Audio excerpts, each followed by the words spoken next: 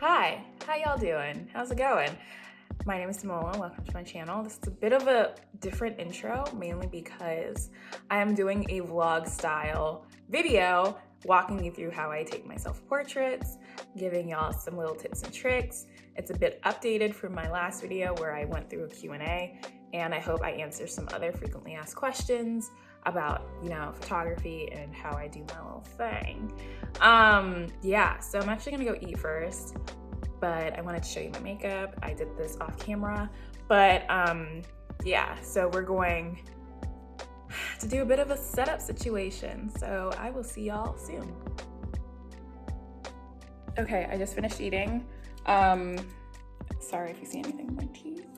But so how we're gonna put up the backdrop stand is by using these command strips. So we're gonna be using these command strips to put this backdrop on this wall.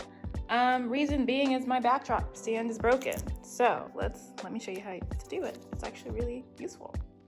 I apologize if the lighting is weird, but we're gonna go ahead and put this backdrop stand up. Ugh. So I didn't really explain this well while I was doing this, but all you have to do is take the command strips and stick it to the fabric, and then I stick it to the wall. And because they're meant to hold like really heavy frames, it actually really does a great job of holding this fabric up, and it's super temporary, so it doesn't mess up your walls, and it's easy to take down when you're done. So I recommend that for folks who need a really good way to hang fabric on a wall in your apartment or home. Okay, so yes, we have this up. It's a little bit uneven, so I'm gonna fix that really quickly.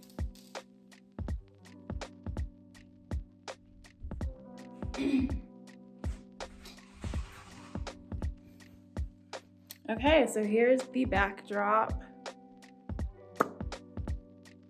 She's looking pretty cute. So we have everything set up. I wanted to walk through really quickly what I have here and how simple it is, like so simple. So here's the backdrop. Don't remember what color it is, don't remember the fabric, I'm sorry, but I did get it from JoAnn's, and it was, I believe, 3 yards, and it actually goes all the way, goes all the way down. Don't look at my feet. Goes all the way down. Then we have this reflector. Now, this is really helpful if you want to bounce some light off from your window. It's optional though. You don't need it. You can just find really even light in your house, but because I do have the window to my left, I didn't want a reflector to my right, just to balance it out a little bit. What else do I have? I have this stool that I got from Walmart quite a few years ago. I believe it was like $20, but I'm sure you could thrift it for a lot cheaper. Definitely recommend thrift store if you're able to go out during this time. Editing Damola here to walk you through what I'm doing. So I'm using the Canon app that allows you to see yourself in real time as you are taking photos. It also allows you to change the white balance, the shutter, aperture, all the things that you would normally need to change while you're shooting. And I think it's actually really helpful, and I definitely recommend it. It does have a bit of a lag, as you can see, and it's also technically not the same footage, but I love to dance. I love to do all the things while I shoot in order to get the vibe going. And here are the photos.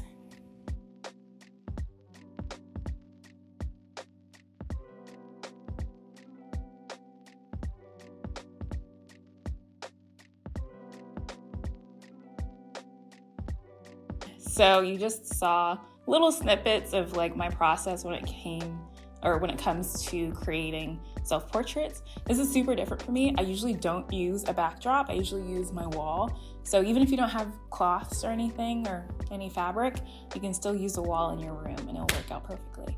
But this came out really, really nice. If I don't say so myself, I'm very pleasantly surprised. But I did want to answer a couple questions that I think people might have, in addition to just talking a little bit about process and about creativity and about how that can lead to beautiful self-portraits. So yes, I'm a photographer and I have a bunch of gear, right? But not everyone needs a camera, for example, to do that. Adobe Lightroom on your phone. This app is like so great. You can do it as manual as you'd like. You can do it as automatic as you'd like in terms of the settings. Quality's great. I really love the way that it utilizes the lens on the phone to create really, really nice, like professional photos. So definitely try your phone. If you really don't have anything around you, you can use bare minimum and still come up with amazing photos. I might do a part 2 breaking down iPhone photos a little bit more, but I thought it'd be helpful to just do this first part 1 and see how people are feeling about it. But yes, let's talk about gear. So I'm gonna insert photos or video as I talk about each of the different things that I use. So in this setup, I used, of course, the backdrop. You can literally make your own backdrop without having a backdrop stand. Mine just happened to break. So that's why I didn't use it this time around. And I actually didn't mind it. It worked really well. Another piece of equipment, tools that you could use is a reflector. I really think the reflector is the reason why you get that nice little glow. I use the white side because I don't necessarily need the silver reflection on my face. I really like the white to create more of a natural bounce, light bounce off. I got that from Neewer, and it's really nice, really compatible. You just hold it up and you can carry it with you. And I just use a regular light stand with a clamp to hold it up. So I did mention how you don't necessarily need a camera, but if you are interested in picking one up, a really good beginner camera is the Canon T5i, which is what I'm recording on right now. And I really like it because it has a flip out screen. So it's really helpful if you just have a remote and you want to take pictures that way, because this doesn't have Wi-Fi on it. The newer versions do have Wi-Fi, I believe. So you might be able to use your phone, which is what I was using with my other camera, my Canon 6D, which has Wi-Fi/Bluetooth capabilities, which is how I was able to see myself on my phone while I was shooting, which is really helpful. Lenses. I think the starter lens that everyone should have is the Nifty 50.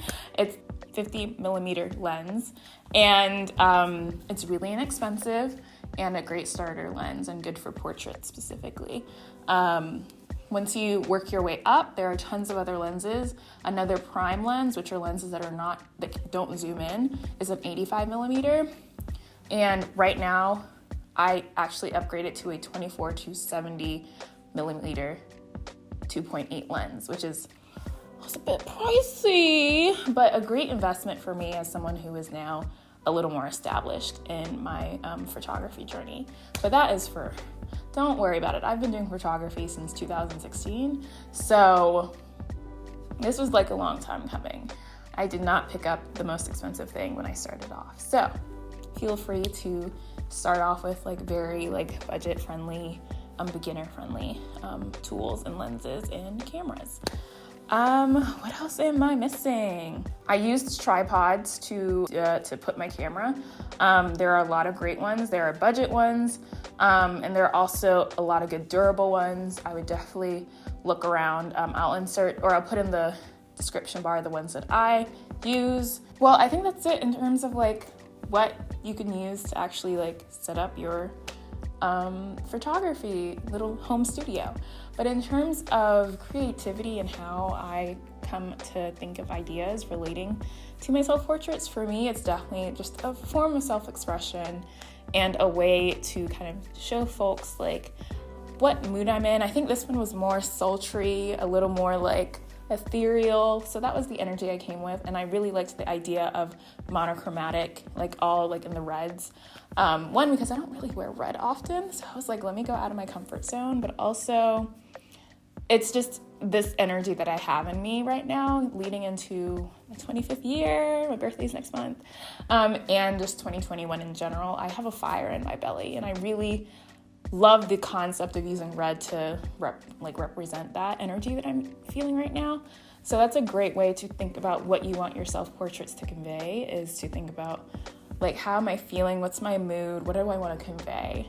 And from there, you kind of understand color theory and how that lends to certain emotions and certain energy. And then from there, you play around with backdrops, with styling, with even editing. So that kind of helps your audience see like what was in your mind come to life, and you turn yourself into art. So yes, I am trying to think if I forgot anything. I'm just feeling myself right now. This red lip, incredible. I think that's it. If you have any additional questions, head to my Instagram and let me know. I'm happy to answer one-on-one. I'm always talking about photography, but in the meantime, if it's something that could be made into another video, I will certainly do that. So I hope y'all enjoyed, and yeah, I'll see you in the next video.